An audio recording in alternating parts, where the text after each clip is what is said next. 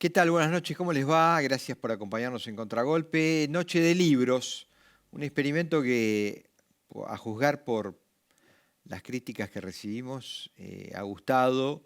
A nosotros nos gusta mucho, la pasamos bien, nos divierte, es un rato distendido y bueno, me parece que recomendar lecturas siempre es saludable, ¿no? Se lee cada vez menos y también denota la edad que llevamos cada uno de nosotros.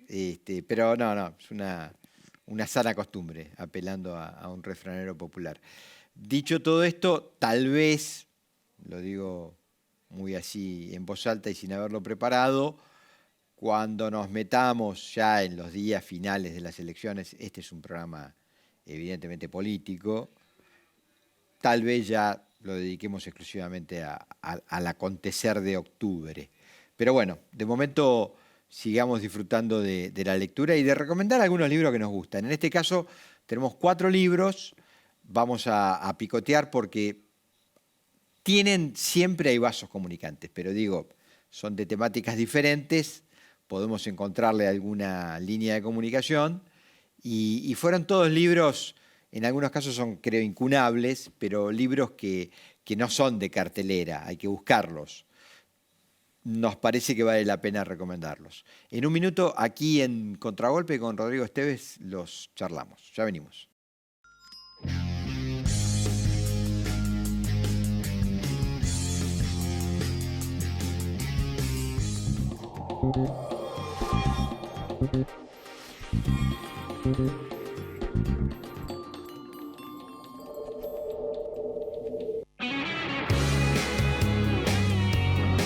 Pero como el amor de ayer puede desaparecer.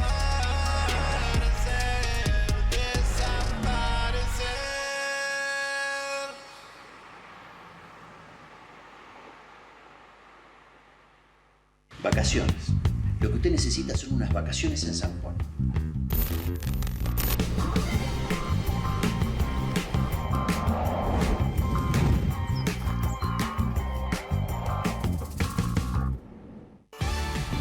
Descubrí la magia de nuestra ciudad. Si buscas un fin de semana de relax absoluto, una escapada en pareja o unas vacaciones familiares, Termas de Río Hondo tiene todo lo que necesitas. Te esperamos con la calidez y la hospitalidad que nos caracteriza.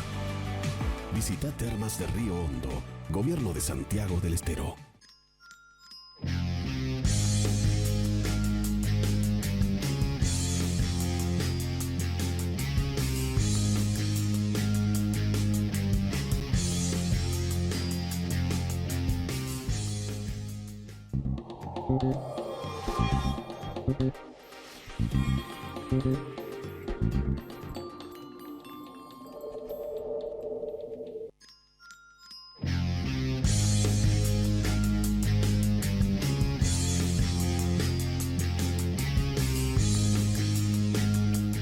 Bueno, Rodrigo, como dije en el introito, hacemos un salpicado de textos ya con unos cuantos años en el lomo.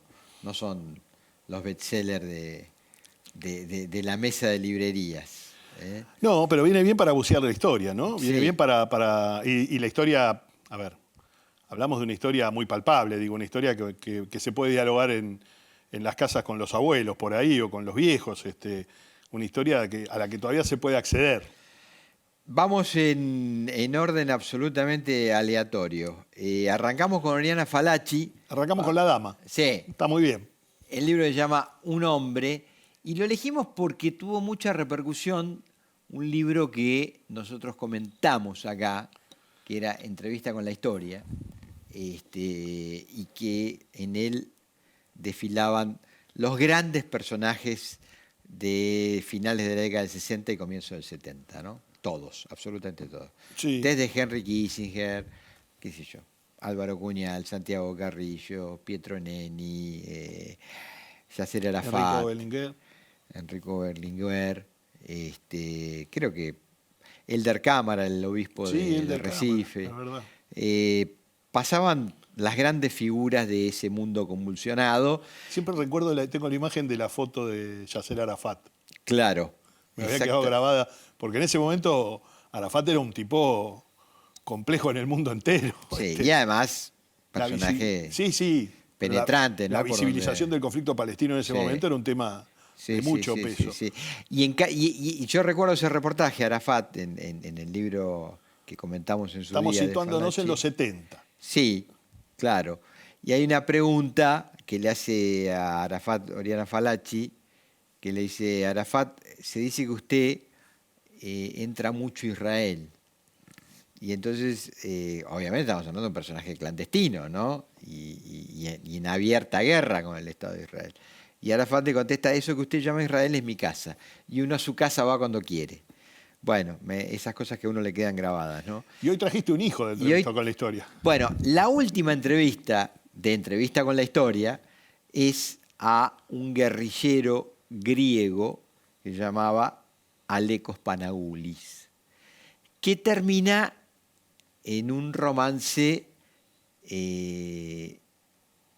apasionadísimo con Oriana Falachi. Se conocen para armar ese reportaje y terminan en un gran romance y fueron compañeros unos cuantos años. Y en Un hombre, el libro este que estamos recomendando, que mostramos recién en cámara, es la compleja vida de Panagoulis, su resistencia, su lucha contra el golpe de los coroneles en Grecia, sus años en la cárcel y su posterior liberación y su campaña política a consecuencia de esa tormentosa, ese tormentoso paso por los penales griegos, ¿no? Y es un libro que habla de la resistencia, de la moral, de la tenacidad, del orgullo, de la pertenencia. Así que bueno, a los que les guste Falachi, yo me quedo más con esa Falachi. Después ya, a mi gusto, Oriana Falachi tuvo una deriva, bueno, no muy recomendable, pero es personalísimo lo que digo. Sí, una periodista en el ejercicio del periodismo, ¿no? El ejercicio de la entrevista y en el ejercicio de la escritura. Es la periodista icónica de esos tiempos, ¿no? De esos años 70. Acá en la Argentina con un anclaje muy fuerte porque tiene un reportaje a Leopoldo Fortunato Galtieri durísimo, un cruce durísimo, que termina en un cruce durísimo en el piso del Canal 13 intervenido en aquellos años por la Marina. Estamos hablando tiempos de proceso militar ya a la baja. En el piso de Tiempo Nuevo con Neustad y Grondona, donde también se cruza duramente con ambos. Y prohija una frase que era muy cara en aquellos años a las calles porteñas, pero que dicha en pantalla fue una verdadera revolución en aquel momento, ¿no? Lo del enano fascista. Fue tremendo porque después, como bien señalas vos, porque fue un testimonio histórico muy bueno lo que traes, fue un reportaje, recordemos que era plena dictadura. Ayúdame en qué año... 82, ella viene en Malvinas. En Ella viene Malvinas. cuando Galtieri cree que se eterniza. Claro, Y ella le está diciendo, usted es un dictador. exactamente. Y tiene un rifirrafe con Neustadt fuerte. Sí, porque cámara. recordemos todavía son canales intervenidos. Claro. Y Neustad y Grondona no dejaban de ser las caras visibles y amables de los programas políticos que podían salir en esos canales intervenidos. Exactamente. Pero acá hay que reconstruir un poco de historia. Eran lo posible en la pantalla para los que tienen una mirada edulcorada. Para otros no era lo posible en la pantalla. Era la pantalla que querían imponer. Exactamente. Era el único programa político que existía. Sí, porque los Bien. espasmos políticos que había por ahí, Raúl Urtiz Berea Sí. tenía alguna cosita en Canal 9, había algún otro programa, pero la dimensión y el peso que tenía además sobre la popularidad, porque debemos decir, yo sé que hoy cuesta creerlo esto, pero hace 40 años Neustad y Grondona eran populares, medían 20, 25 puntos Así en las es, noches. así Eran programas hiperpopulares, lo veía muchísima gente, una Argentina de otras características, con otra matriz cultural, con otros modos y otras formas de relacionarse con la política y con las ideas, pero ahí, por ejemplo, estaba Ramón Camps, es decir, un general que había sido jefe de la bonaerense y una de las caras visibles de la represión ilegal en la Argentina. Y ellos lo llevaban con naturalidad. El propio Macera, todo su proyecto político del Partido para la Democracia Social, ese partido que intentó armar por fuera del peronismo, pero que intentaba quedarse con el peronismo oficial en el 83. Bueno, ese partido, él en gran medida sus mensajes los dio en la pantalla del canal y en Tiempo Nuevo. Es decir, Exactamente. Masera, yo sé que cuesta creer, pero Masera tuvo un momento donde saltó a la política, se puso un traje de civil y hablaba como un político más. Partido para la Democracia Social. Así es. Y tenía un diario también, ¿no? Convicción, claro, sí, el diario... Cuyo eslogan era en el extremo centro. Sí, y debo decir algo en defensa de Convicción y de sus trabajadores. Un diario muy bien escrito. Sí. Un diario muy bien escrito con una gran batería de periodistas culturales de primera línea, es decir, con un suplemento literario muy bueno. No era un diario popular, era un diario que metía pocos ejemplares, pero fue un diario que sobrevivió hasta 1983. Se cae en 1983, dirigido por un hombre de la Marina, es decir, tenía muy cuidado el tema del mensaje propio, ¿no? Ledesma estaba a cargo. Charlie Fernández estaba ahí, ¿no? Charlie Fernández escribía ahí, No quiero dar nombre porque algunos son no, digo, todavía... Charlie falleció, pero digo, por eso lo di. pero digo, escribían, bueno, Jorge Castro tiene un editorial durísimo contra Raúl Alfonsín con una falta de olfato memorable. Sí. Es decir, él anuncia que Alfonsín va a ser el gran derrotado de 1983. Bueno, Sí. no pegó una. Amén de decir que erra porque el camino no es la confrontación con las Fuerzas Armadas. Bueno, no, era exactamente ese el camino. Todo lo Alfonsín contrario. sacó el 52%. Pero digo, Ese fue un editorial de Jorge Castro. Jorge Castro, sí, firmado además. Sí. Pero digo, tenía cuidado eso. Ledesma escribía esas tapas, esos textos muy maceristas, y después adentro el diario intentaba respirar. Apuramos el paso Vamos. y mirá, vamos a hacer así. Porque nos escapamos. No, pero está muy bien porque esa es la idea, ¿no? Para eso comentamos los textos. Pegamos un salto hacia atrás. Bien. Porque Oriana Fallaci y Aleko Spanagoulis en un hombre es un retrato de finales del 60, comienzos del 70. Retrocedemos 30 años más, nos vamos a la Guerra Civil Española y apelamos a George Orwell, una eminencia, un clásico, que nos cuenta en un libro que se llama Homenaje a Cataluña su experiencia como cronista de guerra, de esa guerra civil. Pero un cronista de guerra venido de Inglaterra a cubrir la guerra civil a Cataluña con enormes simpatías por el Frente Popular, por la República y por el lado, digamos, claramente progresista de la guerra en contra del franquismo, ¿no? Ahora, es un texto muy honesto que desnuda los problemas que tenía la República, sobre todo en Cataluña, y el estado de sus fuerzas militares para enfrentar al bando nacional. Y él incluso, en un acto de gran voluntad política, es parte de ese conglomerado de hombres y mujeres que algún día se va a narrar más. Ya se narró mucho, ¿no? Hay películas como la de Ken Loach, de Tierra y Libertad, que lo cuenta Fantástica. mucho, para mí una de las grandes películas del cine político, que es Las Brigadas Internacionales. Por un lado las unidades internacionales y por otro lado nosotros, bueno, particularmente cada uno ha recibido su mandato familiar, pero digo, en la Argentina muy atravesada por la República y por los republicanos, pero también a la vez muy ocultada esta interna feroz dentro de la República, ¿no? Que fue otra, porque digo, Franco combatió contra la República, sí, pero también la República tenía un marco interno muy complejo. Claro. Vamos a aprovechar, vamos a pedir al directora en este caso, nos tome la portada de Orwell. Es Orwell en España, homenaje a Cataluña y otros escritos sobre la Guerra Civil Española. Y insisto, esto que vos planteás, ¿no? O sea, Orwell desnuda la confrontación y cuenta mucho, por ejemplo, un episodio dramático de la Guerra Civil y de las luchas intestinas del bando republicano, del lado republicano, que queda retratado en el edificio de Telefónica de Barcelona cuando se enfrentan los comunistas contra los, digamos, trotskistas, si vos querés. Y es una guerra a sangre y fuego. Es decir, el bando trotskista toma el edificio de la Telefónica y los comunistas lo desalojan a los tiros. Es una guerra abierta, intestina, ¿no? Y él la presencia y la vive y la cuenta con mucho detalle.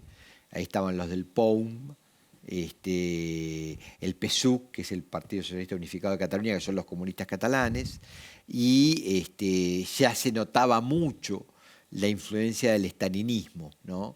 Si la República se respaldaba todo lo que podía en Moscú para ver si sacaba adelante la guerra, como se podía, porque el bando nacional estaba apoyado por Hitler y por Mussolini, y se notaba la policía secreta de Stalin operando con mucha fuerza en Cataluña, y después hubo un cruce de facturas muy jodidos. Desaparece una figura clave de esta izquierda trotskista que es Nin, es un desaparecido, y se sabe que fue a manos de la policía secreta stalinista, ¿no? Y vos sabés que hay un dato poco conocido, que te lo voy a nombrar y vos lo vas a identificar. El Partido Comunista Argentino tenía a una figura clave en esos años que era Vittorio Codovilla. Bueno, Vittorio Codovilla se traslada a España y se supone que es uno de los nexos de Stalin en el bando republicano, en el lado republicano. Recordemos que muchos de los hijos de los republicanos alineados en el comunismo terminaron en Moscú. Claro. Viviendo en Moscú, preservadas sus vidas, sí. y fue una generación de hombres y mujeres que recién volvieron en los 70, aquellos que volvieron, algunos se quedaron. Bueno, ese exilio lo encabezó Santiago Carrillo y la Pasionaria. Claro, pero digo, además los niños. Ah, los niños de Moscú, sí, claro, los hijos de la guerra. Sí, desde luego, el PC español sin duda, pero más allá de eso, lo movilizante que pudo haber sido eso, que el refugio de los niños terminó siendo Moscú. Estamos hablando de cruzar todo el continente europeo. Claro. Bueno, este texto de Orwell sí está más en las librerías, es una edición más nueva de Tusquets, pero se puede ver y está escrito de una manera brillante, muy entretenida, y a los que les interese la historia de la Guerra Civil Española, encontrar un texto que describe con mucha minuciosidad esas contradicciones, lo recomendamos. Y reiteramos algo que ya lo hemos dicho, pero digo, viene bien a cuento. Digo, a todo el que se seduzca con estos libros, nietos, sobrinos, hijos, vecinos jóvenes, que yo pregúntenle, porque a través de, si no van a las librerías, a través de alguna de las tantas páginas web de venta por internet pueden encontrar Seguro. estos. Y son libros accesibles, hasta a veces se van a sorprender de los precios, porque son libros muchas veces que no hay dimensión del peso que pueden tener en términos específicos por lo que han representado. Lo tienen más que nada porque están en una batea de libros y están ahí como una batea de libros usados. Entonces digo, son accesibles. Por ahí no es habitual que estos libros sean reeditados, lo cual no significa que no sean accesibles. Absolutamente, muy buena recomendación. Y hay páginas especializadas además. Sí, por eso digo, a no asustarse, no son libros prohibidos ni libros que no se puedan acceder económicamente. Absolutamente. Y seguimos con este hilo histórico, Nos volvemos un poquito de Moscú, Sí, un poquito hacia... nos adelantamos un poquito en los años porque la Guerra Civil Española fue el preludio de la Segunda Guerra Mundial, sin duda. Muchos historiadores juzgan que fue el gran tubo de ensayo. De hecho, los primeros bombardeos sobre poblaciones civiles se experimentan en la Guerra Civil Española, cosa que después se sufre en la Segunda Guerra Mundial con mucha fuerza, ¿no? Y un producto de esa Segunda Guerra Mundial, un producto político que después tiene una enorme incidencia, es el Mariscal Tito. Mariscal Tito, vamos a pedir a la directora de cámara que lo tome. Esta es una biografía de Tito que a mí me impresionó mucho, es de Jasper Ridley. El Mariscal Tito, en este libro, los que les interese la historia, van a encontrar allí a un líder de dimensiones continentales, ¿no? Porque, entre otras cosas, es el fundador del movimiento de los no alineados, que intentó terciar en la Guerra Fría y buscar una posición equidistante entre Moscú y Washington. Con suerte dispar, digámoslo, pero la Argentina participó mucho del movimiento de los no alineados. Hablábamos recién de Oriana Fallaci. Oriana Fallaci se va de la Argentina, Galtieri cae, el 1 de junio asume Vignone y al poco tiempo va a la India, al G77, Vignone. Exactamente. Vignone en persona, vestido de civil inteligentemente, Sí. va con su señora y es recibido por los grandes mandatarios. Viene una foto precisamente, volvemos a lo mismo, con Yasser Arafat. Gran revolución en Buenos Aires que el último hombre de la dictadura tiene una foto con Yasser Arafat. Después intentó pilotear y volver sobre sus pasos. Dura crítica. Vignone termina firmando una declaración muy crítica con Sudáfrica, por ejemplo. Estamos hablando de la Sudáfrica del apartheid. Todo eso traído por el G77. Sí, claro, este claro. movimiento de países no alineados, donde naturalmente se movían mucho más cómodos los hombres de la política, los hombres que venían tratando de salir de la dictadura. Pero a la dictadura le pasó que este movimiento, que bien decís vos, fue uno de los grandes motorizadores, el líder yugoslavo, se embanderó rápidamente con la Argentina en el conflicto de Malvinas. Y entonces nos dejó entrampados. Cuando digo nos dejó, me refiero a la gestión del proceso. Quedó entrampada. Absolutamente. Y Tito, que es una figura, insisto, de dimensiones continentales, porque es muy complejo, él es un partisano que lucha contra la ocupación nazi en lo que después se conoce como Yugoslavia. Yugoslavia quiere decir eslavos del sur. Él rápidamente, una vez constituido en el poder, empieza a tener serias diferencias con Moscú, que él lo quería incorporar a su cortina de hierro, ¿no? Él se resiste con uñas y dientes. Hay algunas anécdotas maravillosas. Yo tuve la suerte de ir al final de la guerra que atravesó Yugoslavia como corresponsal. Y vi lo que había leído en los libros, lo vi en persona. Vos sabés que Tito, a diferencia de las medidas tradicionales de las carreteras que existen en el mundo, las hizo mucho más angostas. ¿Para qué? Para que las orugas soviéticas, los tanques pesados soviéticos no pudieran entrar. Ya tenía él esos mecanismos defensivos, ¿no? Y Tito también, por ejemplo, era un aliado de Londres. Por eso digo, insisto en esta figura continental. Diferencias con Moscú, alianza con Londres, siendo un líder claramente socialista, ¿no?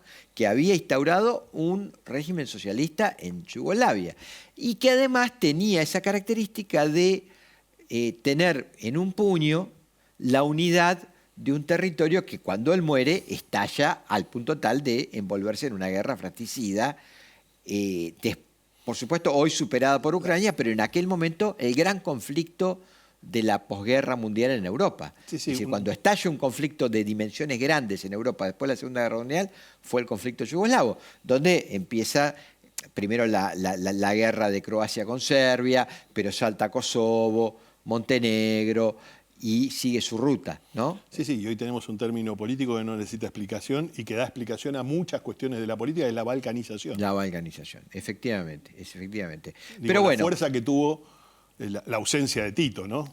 Y lo que pudo, como vos bien decís, ese mecanismo de manejo que tenía y un liderazgo, ¿no? Porque era un líder carismático. no, impresionante. Es decir, acá el tema de los líderes carismáticos no es un dato menor en esa etapa del mundo, ¿no? Digo, los líderes carismáticos tenían una fuerza distinta. Tito era un líder carismático, Sin duda. Último libro, nos quedan 3 minutos, lo ponemos en tapa.